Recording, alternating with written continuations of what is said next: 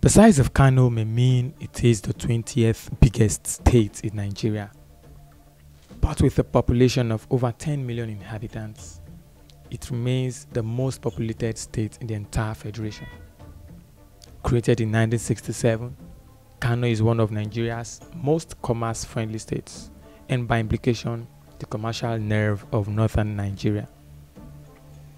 The Kano State Governor, His Excellency Dr. Abdullahi Umar Ganduje, is passionate about the development of the state and has indeed paid special focus on infrastructures, such that networking in the state stands tall and the healthcare facilities in the state are regarded as some of the best in the country.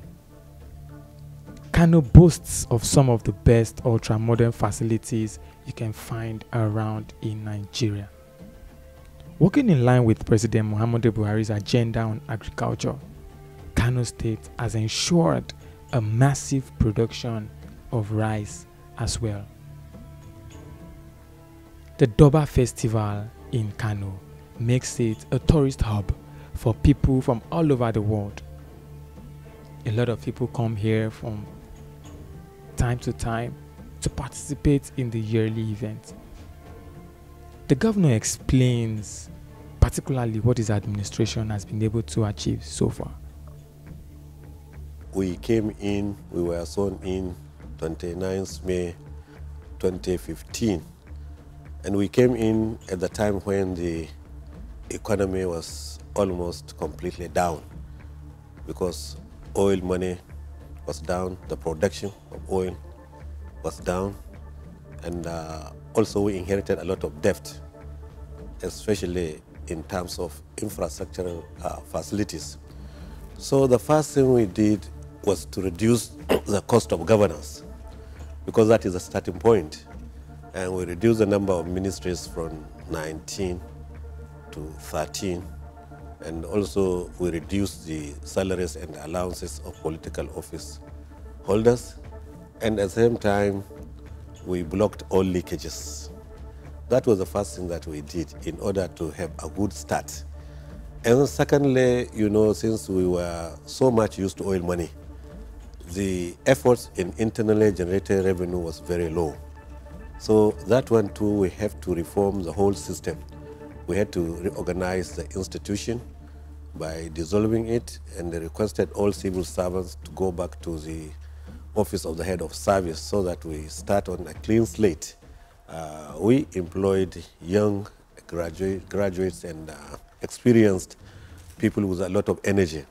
And we did it through transparency by advertising. Anybody who was interested was invited to do so. And immediately they were on the ground, they started advocacy to enlighten members of the public, especially those who have the wherewithal to pay taxes. But unfortunately, they have not been used to that. So they had to use a lot of advocacy in order to ensure that people are carried along. Alhamdulillah, that one has paid off because our internally generated revenue has tremendously increased, even though we are still, trying to get people into the net. So with this background, now we started to examine our programs. First of all, since we inherited a number of infrastructural facilities not completed, then we put that into priority. And in order to ensure that it was a continuity, so that, but while doing that, we found that even before the previous administration, there were capital projects that were abandoned by other administrations.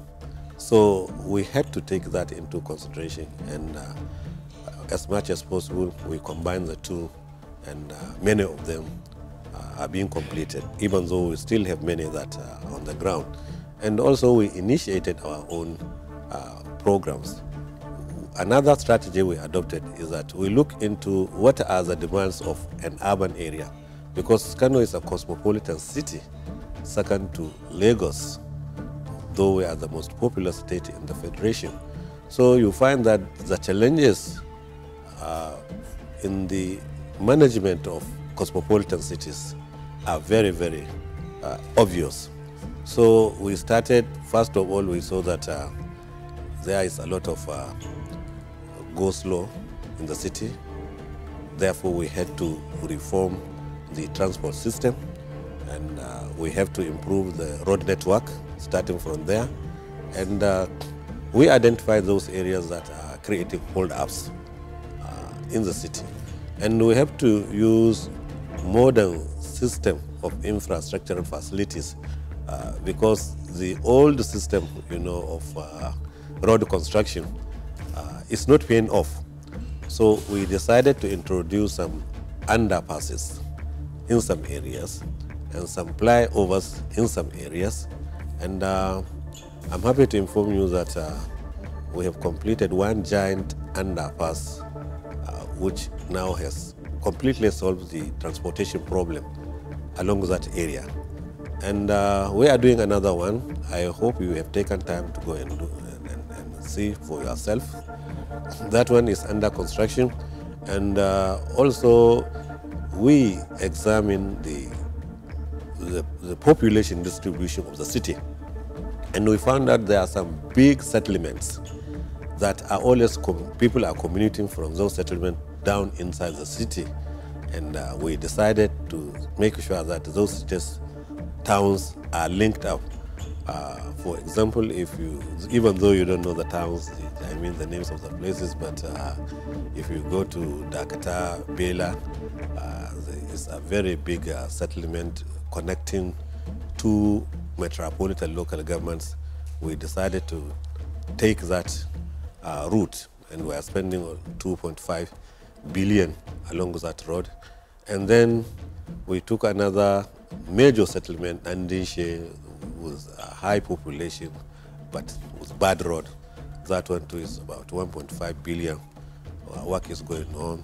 And then Panshekara, another big settlement connected to the city, but transportation is very difficult because of potholes, bad roads, and the settlement is big, and people are always commuting inside the city. So that one is going on. And also, we decided to see how we can connect people who are coming from Maiduguri side, who wish to go to Zaria side. They don't need to come into the heart of the city. So we had to provide a kind of bypass. That road is completed, and that's about the city. Down in the heart of the cities, you find the old settlement. We have problems of drainages, especially liquid waste, and which is a source of environmental problem. So we decided to create another program that we go right inside the heart of the city, and then to see that we cover all the drainages and all the liquid waste that is coming out from houses. We make sure that we link them properly according to, engineering concept. And for those houses that are not having even doors, we provide doors for them. At the end of it, we have a very clean, pedestrian road inside the city. And we even go to the extent of providing street lights within the main town. So you find that we are killing so many birds with one stone. First of all, sanitation has been improved because you cannot see flies, cockroaches, and many other things. And at the same time, we provide lights. Those who want to do some reading in the night or some artisans in the night, trading, they can be able to do so. So another issue of cosmopolitan area is the issue of youth and employment. So that one, we are taking 2 steps to do that. First of all, we are building mega skill acquisition center, where after we conducted a research in the state to find out which are the kind of trades that immediately our youth are able to acquire, you will be able to get a job. So we identified 24 4 trades that once a child or a youth is able to acquire such skills, there will be automatic job in the city. So we started construction that ultra-modern center, was almost 1 billion naira, and also with the equipment, about 1.5 billion naira. We've already ordered for the equipment. So you can see that if we complete that center, it will take about 5,000 students at a time. And since we identified the gaps in terms of skill acquisition we have in the state, we shall be able to bridge that gap. But in an interim, we have to do something. So from time to time, we gather our youth, we get their data, and we ask them to choose what type of trade they like. And then we provide them, and with the ITF, we provide them with an empowerment program. But also we discovered that, you see, we have a large population here with the vehicular movement, and the issue of vehicle maintenance is a very lucrative job here. So we decided in the first instance, we took 75 youths to Kaduna, Peugeot automobile in Kaduna, and they spent 1 year. Now they are full motor mechanic engineers. And since that program succeeded, because we gave them some empowerment, we gave them some tools, we gave them some spaces where they will operate, and also those who are already in the business are being able to integrate them. Now, since we have seen the success of that program, we took another 150 youth, we sent them to Kaduna. So we decided also to, out of those 100, we made sure that 50 are girls, while 100 are boys. So you can see what we are doing about youth empowerment. And also we have to look into the rural areas. In the rural areas, one major problem is communication. Therefore, we have to introduce what we call integrated rural development. First of all, we had to undertake a research to find out which towns, villages, and hamlets that are not accessible. We took a document, we had over 1,000 of such settlements, and we decided to take the first 100 and see how we can provide a kind of rural roads in order to face the challenges of rivers, streams, erosion, so that such villages can communicate, especially if you look at those who are farmers. They find it very difficult to bring out their produce to the nearest market. And also in terms of health, you find that there are pregnant women who cannot reach health facilities. That is a big problem. And even if you look in the sector of education, some teachers will not be able to reach the schools where are supposed to teach. The inspectors of schools will not be able to reach there. And communication is very difficult, and that will reduce the socio-economic of such places. The issue of water supply is very important. It's part of the integrated rural development. We also took a research and investigation to find out those areas that do not have water at all. They have to go to the rivers, and we took that and we designed. We have our own outfit for the construction of boreholes, which we'll call Ruasa. So we invigorated that outfit, provided it with more modern equipment for the construction of boreholes, and they went into action. You see, we have 3 types of boreholes. First of all, we have the one with overhead tank using solar system. We have another one with overhead tank using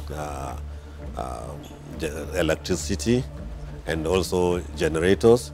And we reticulate the whole town and provide a big water tank. So it will look as if there is a regional scheme, the way we are doing it. And sometimes we combine 2 or 3 boreholes together so that they discharge into one tank. And also the ordinary pump. Yes, we have gone into that. So you can see that in terms of water supply, in order to improve the rural communities, we have gone very far in that. Another issue is the provision of health facilities. Then we also took our own clinics, hospitals, and found out that many of them were dilapidated. We have to improve the building, the infrastructure, and also we have to train more health workers, post them to such areas, and do a lot of advocacy so that people, especially women, will understand the reason of why visiting to the clinic is very important. And in order to do that, we had to employ 950 traditional birth attendants who are already settled in the rural areas, who we gave them some training, we gave them some equipment. They will be able to take some birth, and they will be able to advise women on what to do. And very importantly is the issue of agriculture. You know, Mr. President Muhammad Buhari, when he came, he told us if we are to revive our economy, we have to go to the farm. Therefore, we took that issue very, very important. But first of all, what we did was to identify who are the real farmers. So we had to remove the middlemen as far as agriculture is concerned. We had direct contact. We encouraged them to develop cooperative societies so that we can deal them in a kind of a group. And we sat down. They told us actually what are their problems. First of all, we discovered that they are lacking improved seeds. And if you don't have improved seeds, quality seeds, you may be wasting your time, because it is the same labor, it's the same expenditure you put, but the production is not the same. So we had to tackle that problem. And the first thing we did to tackle that problem was to provide them with some soft loan. So we provided the sum of 100 million naira, but instead of collecting the money back, every season we have told them that they should recycle the money. And happily enough, Mr. President has succeeded in reaching a deal with Morocco, where some raw materials are directly being produced from that country.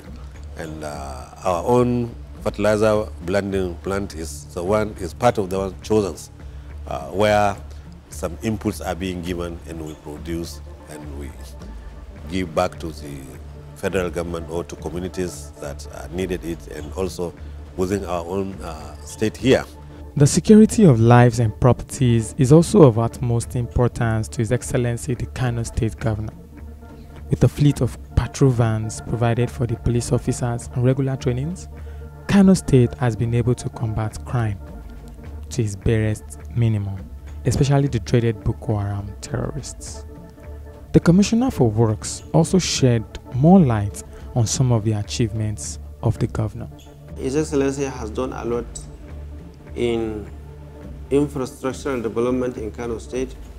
You know, Kano being the most populous state, at the same time the center of commerce, we have a lot of people coming every day for businesses, and at the same time our population growth is going so exponential. To this end, all our roads are now being transformed to be 2-lane, 3 lanes, dual carriageway with 2-side drainages and also street light.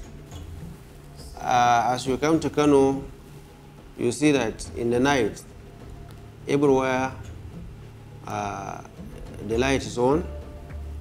This improved the security of the people of Kano State, and at the same time it boosted commercial activities after the closure of our major markets. I want to reiterate that His Excellency Dr. Allah Umar Ganduje has been a man well known for patience, perseverance, and a workaholic. His even name is Ganduje Gandun Aiki. Ina ka fito aiki, ina za ka aiki, which means wherever he comes is from work, and wherever he's going to work for the people of the state. And he's a man that has the people of Kano State at heart.